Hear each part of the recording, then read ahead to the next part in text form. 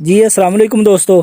आज हम अपने टमाटर के पौधों से चौथी हार्वेस्ट लेने लगे हैं। पहले 3 हार्वेस्ट में हमें अब तक 743 टमाटर मिल चुके हैं।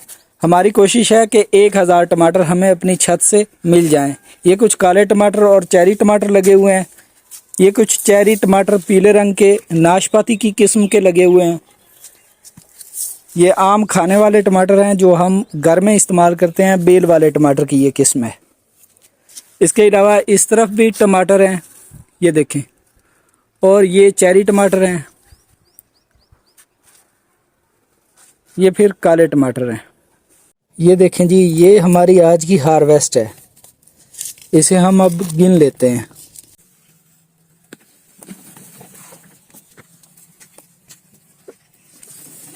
हमें माशाल्लाह से 449 टमाटर इसी मरतबा मिल चुके हैं। अब तक हमारे टोटल 1192 टमाटर हो चुके हैं, यानी टारगेट से ऊपर हम जा रहे हैं। इन सभी टमाटरों के बीज आपको मुझसे मिल जाएंगे। आप मुझे डायरेक्ट मैसेज कर लें। ठीक है जी, अल्लाह हाफिज़।